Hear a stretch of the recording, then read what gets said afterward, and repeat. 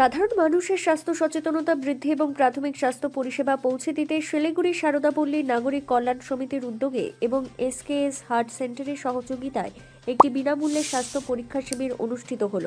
শ্রী শ্রী ইছাময় কালীবাড়ি প্রাঙ্গণে আয়োজিত এই স্বাস্থ্য শিবিরে উপস্থিত ছিলেন বিশিষ্ট হৃদরোগ বিশেষজ্ঞ ডক্টর স্বপন কুমার সাহা। তিনি আগত রোগীদের স্বাস্থ্য পরীক্ষা করে প্রয়োজনীয় চিকিৎসা পরামর্শ প্রদান করেন।